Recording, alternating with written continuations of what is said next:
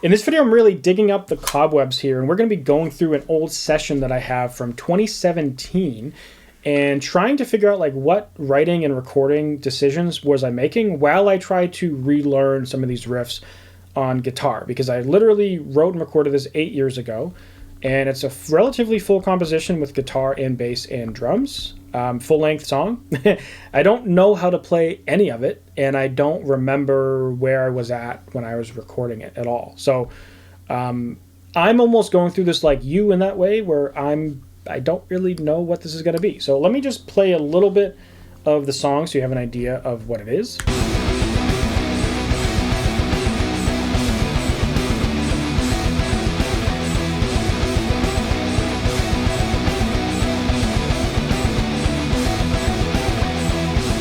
That's kind of the main riff of the song, but there's also more of like a chorus. And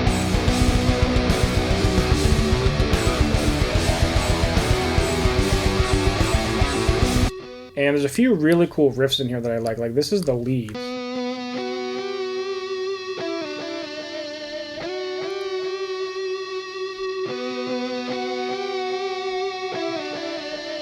And I believe I recorded this. I'm not using any plugins. Rather, I'm not using any virtual guitar amps.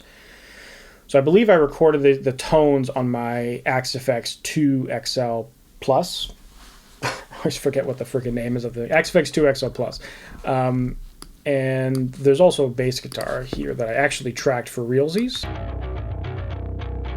So from that, we're going to figure out what the session is. So the main two guitar parts are this,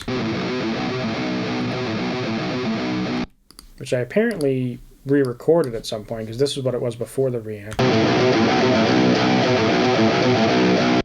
I think I might actually like the originals better. They're a little loud though. Versus the reamps. Yeah, I reamped it, probably in an attempt to make it better, but I actually like the original ones better. The first pattern that kind of makes sense to me from how I would write. Let me get a new track here where we can throw on some Neural DSP thing. Let's grab like Neural DSP Misha Mansour. So that sounds like what that first riff is. I'm muted.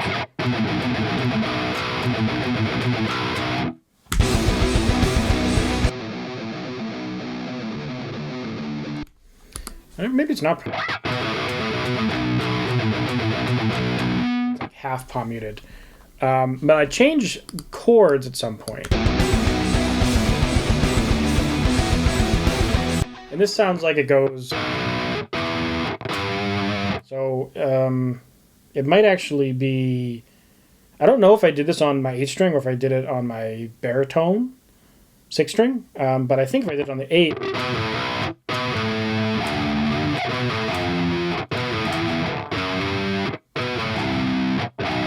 Actually, no, I don't think it's 058. I think it's 035. So I think it might actually be.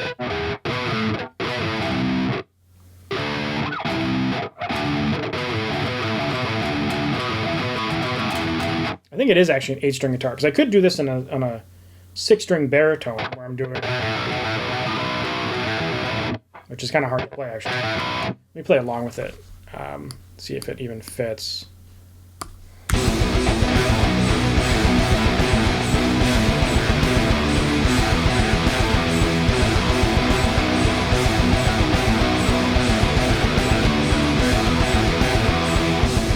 Yeah, that's definitely the notes, and so it's a matter of did I record it on an 8 or a 6-string baritone, which the 8 would be.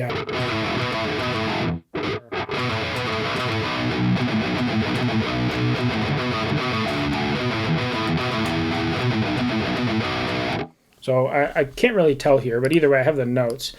And then next we have some type of lead line here. Oh, sorry, that's bass. What am I doing? This is the lead lines.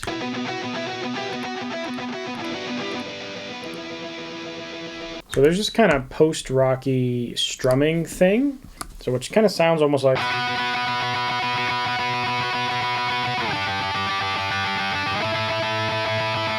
With a bunch of reverb on it. And then there's also this other really cool riff.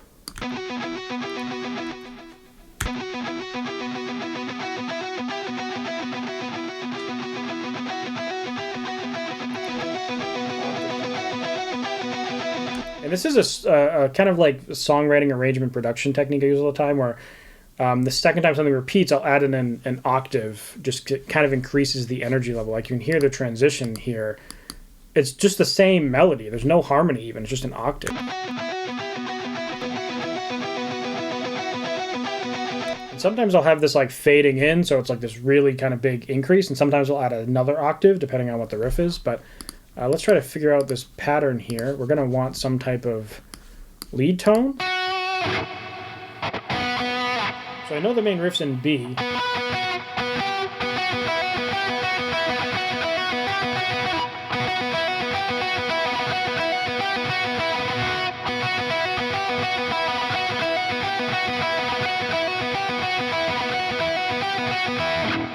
I think that actually might already be it.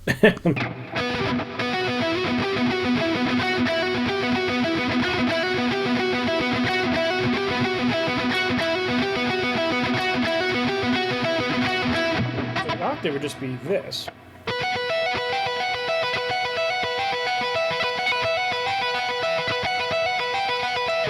Cool.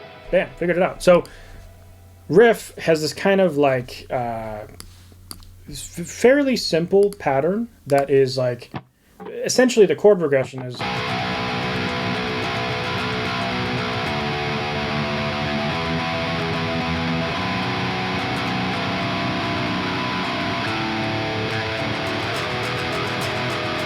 and then on top of that,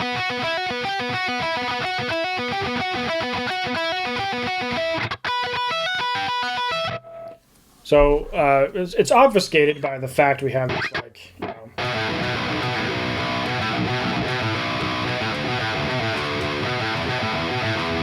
but at the heart of it, it's just a simple 0-3-5 chord progression, and the palm muted riff on top of it gives it like a vibe from what is a very simple riff. So then we have this kind of like pre-chorusy thing.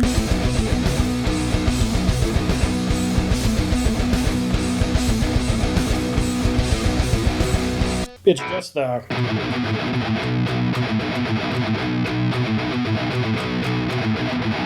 same riff, just I'm not doing the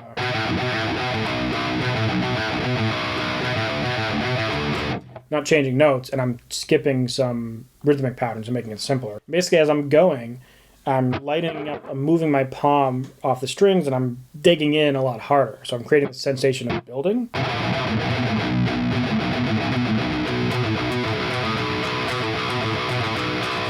And if you pick like right here, right over the pickup, really close to the bridge, you start getting a twangy sound, and I believe that's kind of what I'm doing here. So I'll solo this. And actually, is the riff even simpler than I thought? Oh yeah, I'm actually doing too many notes. It's not...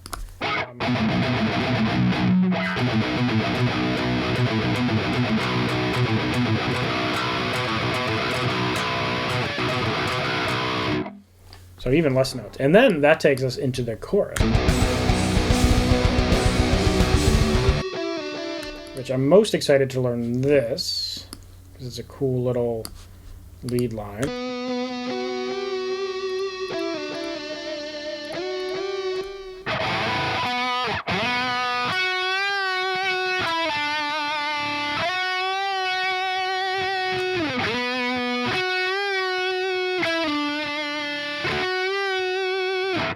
So that was actually a lot easier than I thought.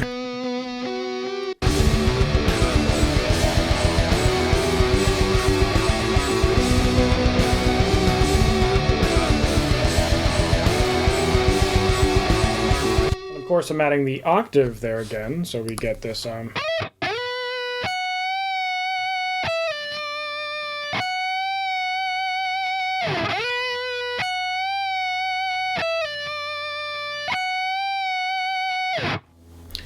and let's see, what is the rhythm guitar doing here?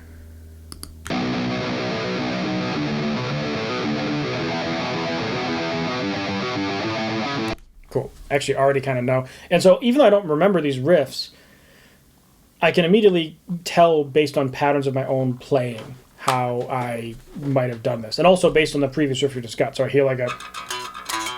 And hold on, I gotta solo this.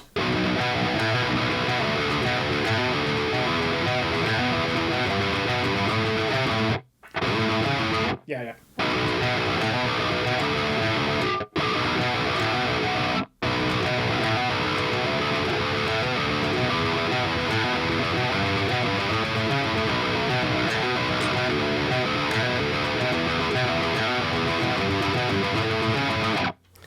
And I might be, I don't know if I'm palm muting that.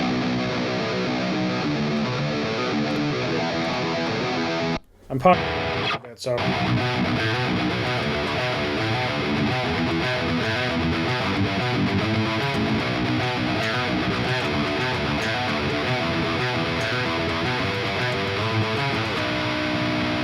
Cool. All right, so that's that riff. Let's see. We're actually trucking through this thing. Now, there is something to be said for the bass, which we haven't acknowledged here at all. But I'm assuming the bass is just playing what I played on guitar.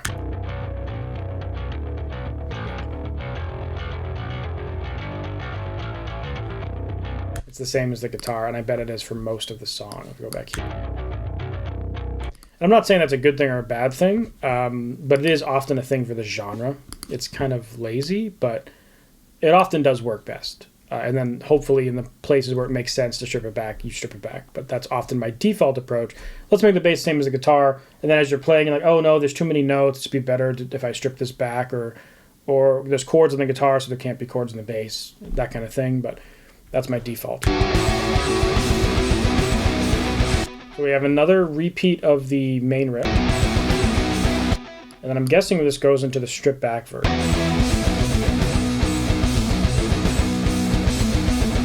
Stripped back version. Probably another chorus here.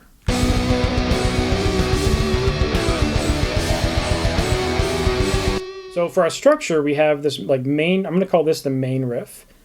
And then we go into laid back pre-chorus, chorus, main riff, half duration, laid back riff, double chorus, and then we have new stuff. Okay, something happens.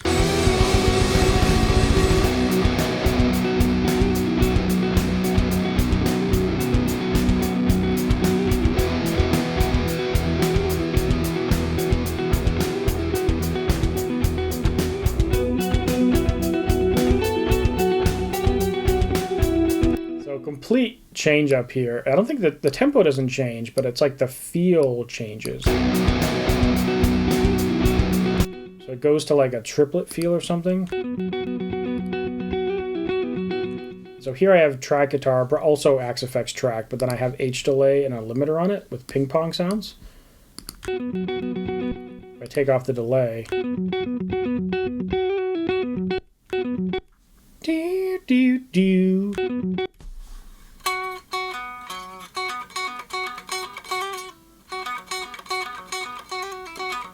That's actually a fun riff. So this I need a clean tone to get. All new clean.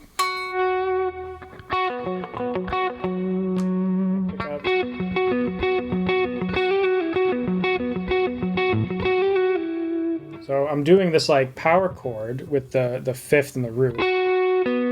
And then a slide thing. And I'm playing it like this, which is hard to kind of show on camera just with the way my guitar is.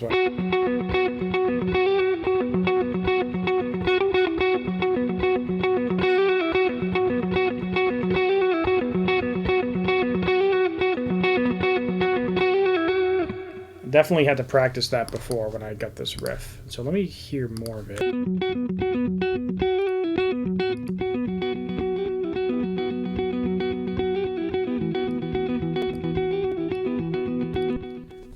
So I think at some point I heard a note change, and I'm guessing that it goes from to...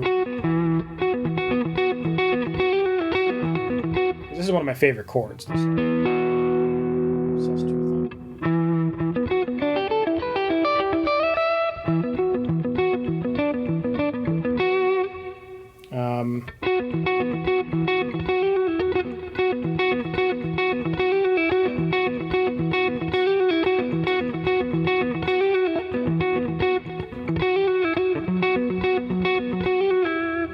Actually, a really fun riff. Tricky.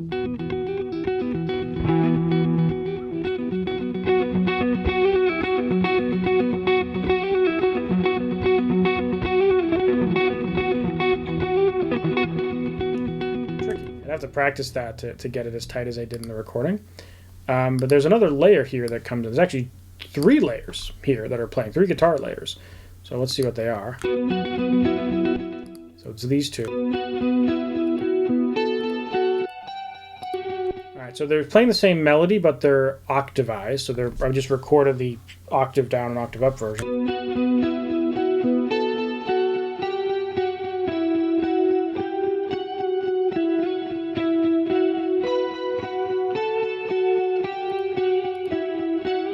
That's a dark riff, put all together. Actually with the drums, because why not?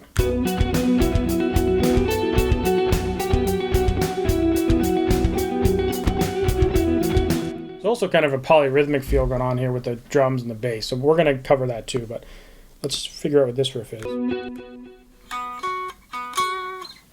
Yep. Let me get the monitoring on here.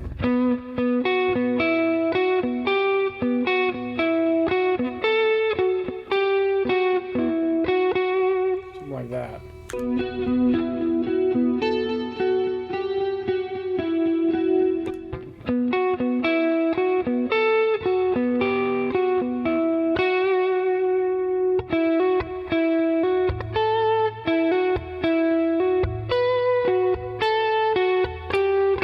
I believe that's the riff.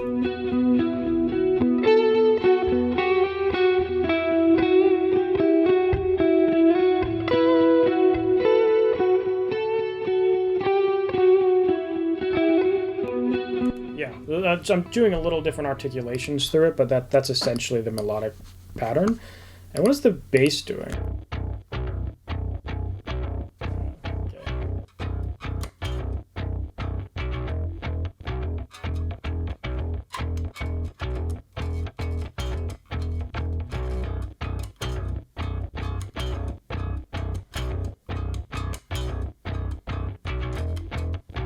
So there's a little transition part in there that I don't think I'm quite getting, but the riff is essentially... So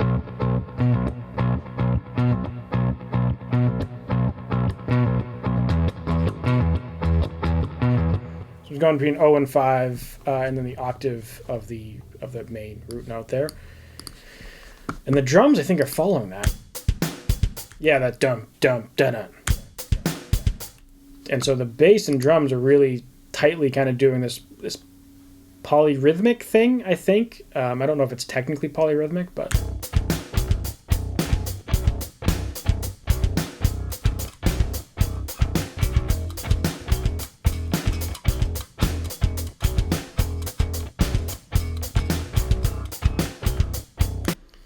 And then I definitely wrote the guitar for this first, and then I would almost definitely imagine that I did the drums after that, and then realized, like, oh, sick, let's get the bass doing that too, so it creates this kind of dynamic between this big stack of ambient guitars and this percussive section that is the drums and bass.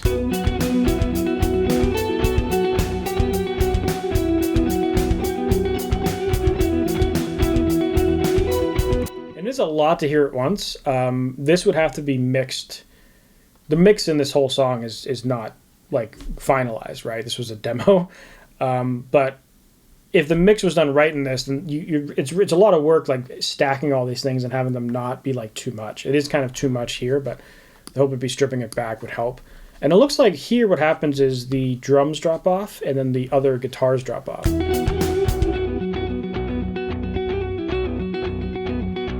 what that does is it leaves us room to swell up into a breakdown.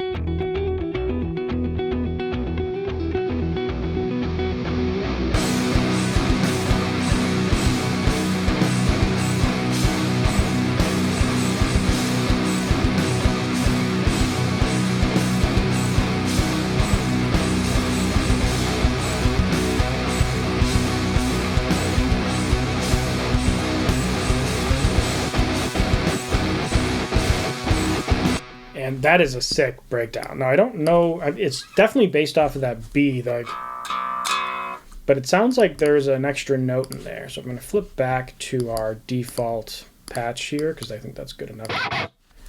I think I did this on the H string because I think the guitar riff is...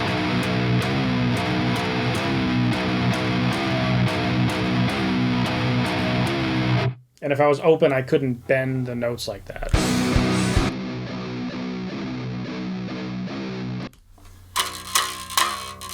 Yeah, definitely that. Let me get the... Oh, whoops, that's not right. I want to solo this.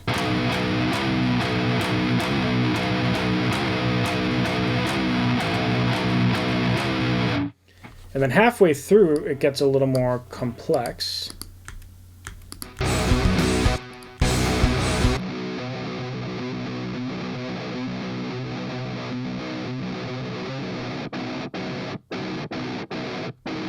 A questionable tuning there, but it sounds like this is definitely stolen from the end of some Tool song. I believe that's what I do at the halfway point.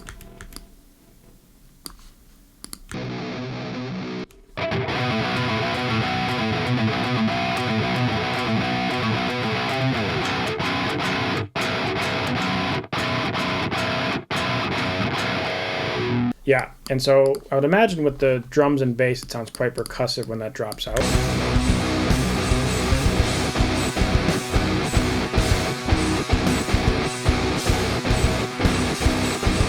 Now, if I was redoing this now, which I probably will redo this song now that I learned how to play it, and it's also been 8 years, so my production skills are better, and I have a producer that's better than me as well. The drums here, I think I would rewrite to have this end be like a tom, like da da da da da da da da, and maybe try to get some polyrhythmic thing out of like end of, is it Anima by Tool?